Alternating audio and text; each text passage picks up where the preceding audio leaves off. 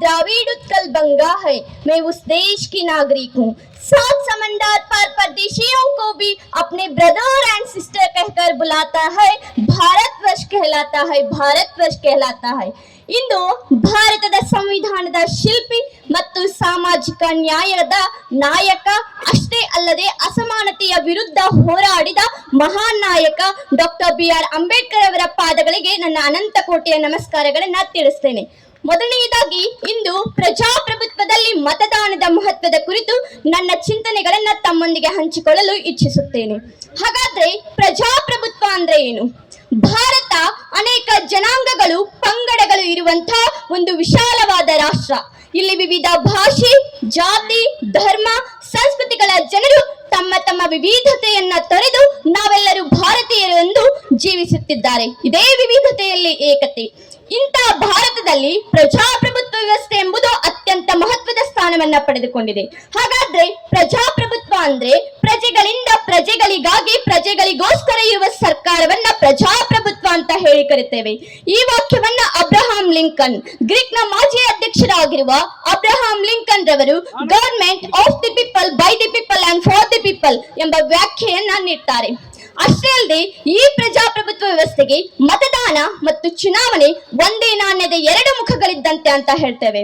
ಹಾಗಾದ್ರೆ ಮತದಾನ ಅಂತ ಕೇಳಿದ್ರೆ ಪ್ರಜೆಗಳು ತಮ್ಮನ್ನಾಳುವ ಪ್ರತಿನಿಧಿಗಳನ್ನ ತಾವೇ ಆಯ್ಕೆ ಮಾಡಿಕೊಳ್ಳುವ ವಿಧಾನ. ನಮ್ಮ ಭಾರತ ದೇಶದಲ್ಲಿ ಈ ಮತದಾನ ಅತ್ಯಂತ ಮಹತ್ವದ ಸ್ಥಾನವನ್ನ ಪಡೆದುಕೊಂಡಿದೆ.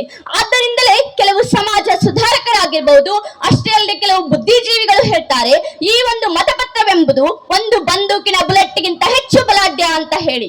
ಇಂಥ ಒಂದು ಮತಪತ್ರ ಇಡೀ ದೇಶದ ಹಾಗೂ ರಾಜಕೀಯ ಪಕ್ಷಗಳ ಭವಿಷ್ಯವನ್ನ ನಿರ್ಧಾರ ಮಾಡ್ತದೆ. ಅಷ್ಟೇ ಅಲ್ಲದೆ ಇಂದು ಚುನಾವಣೆ ಅಂತ ಹೇಳಿ ಕರ್ತೇವೆ. ಚುನಾವಣೆ ಎಂಬತಕ್ಕಂತ ಪದ ಲ್ಯಾಟಿನ್ ನ ಎಲಿಗೆಯಿಂದ ಬಂದಿದ್ದು ಆರಿಸು ಅಥವಾ ಆಯ್ಕೆ ಮಾಡು. ಹಾಗಾದ್ರೆ ಆರಿಸು ಅಂತ ಕೇಳಿದ್ರೆ ಪ್ರಜೆಗಳು, ಮತದಾರ ತಮ್ಮನ್ನಾಳುವ ಪ್ರತಿನಿಧಿಗಳನ್ನ ತಾನೇ ಆಯ್ಕೆ ಮಾಡಿಕೊಳ್ಳುವ ವಿಧಾನ. ಇಂತಹ ಚುನಾವಣೆಯು ಅತ್ಯಂತ ಮಹತ್ವದ ಸ್ಥಾನವನ್ನ ಪಡೆದುಕೊಂಡಿದೆ.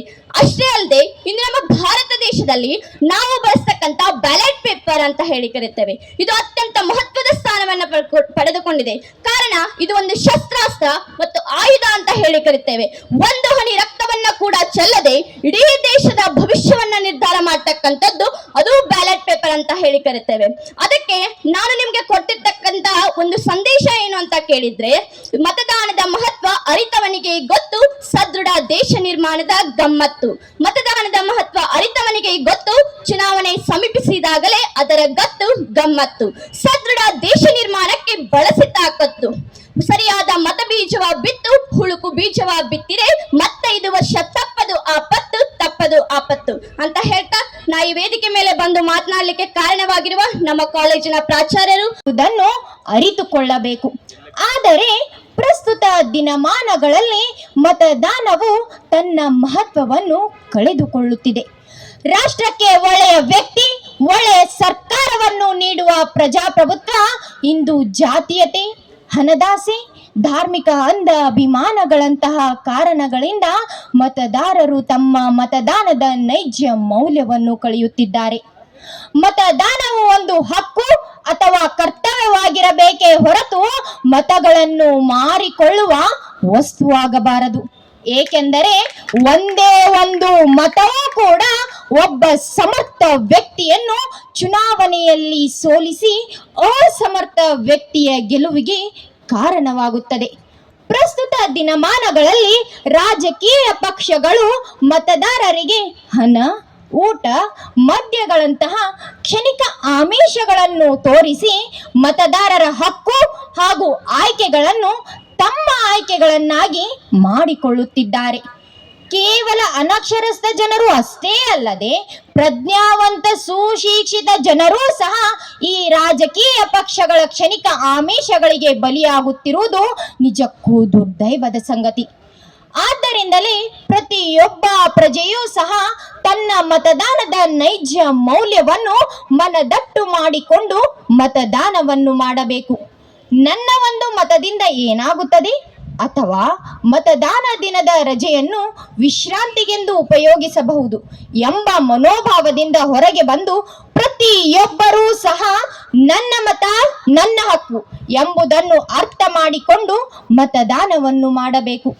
ನಮ್ಮ ಆಯ್ಕೆಗಳನ್ನು ಬೇರೆಯವರ ಆಯ್ಕೆಗಳನ್ನಾಗಿ ಬದಲಾಯಿಸಿಕೊಂಡರೆ ದುರ್ಬಲ ವ್ಯಕ್ತಿ, ದುರ್ಬಲ ಸರ್ಕಾರದ ನಿರ್ಮಾಣಕ್ಕೆ ನಾವೇ ಕಾರಣೀಭೂತರಾಗುತ್ತೇವೆ.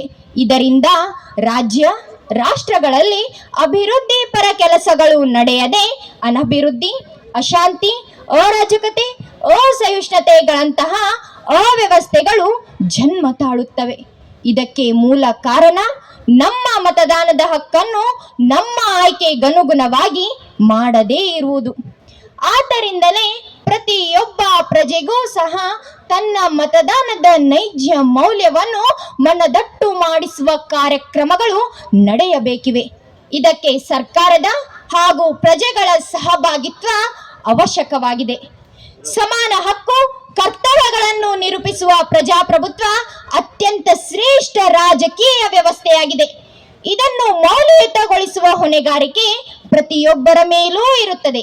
ಏಕೆಂದರೆ ನಾವು ರೂಪಿಸಿದಂತೆ ಆ ವ್ಯವಸ್ಥೆ ಇರುತ್ತದೆ.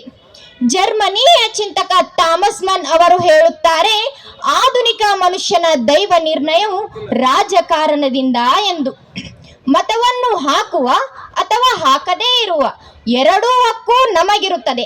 ಆದರೆ ನಮ್ಮ ದೈವ ನಿರ್ಣಯವು ಚೆನ್ನಾಗಿರಬೇಕೆಂದರೆ ನಮ್ಮ ಮತದಾನದ ಹಕ್ಕನ್ನು ಚಲಾಯಿಸಲೇಬೇಕು. ಯಾವುದೇ ಕಾರಣಕ್ಕೂ ಸಹ ನಮ್ಮ ಮತದಾನದ ಹಕ್ಕನ್ನು ಬಿಟ್ಟುಕೊಡಬಾರದು. ಮತ ಹಾಕುವುದು ಎಂದರೆ ಒಟ್ಟಾರೆಯಾಗಿ ರಾಜಕೀಯದಲ್ಲಿ ಪಾಲುದಾರರಾಗುವುದು.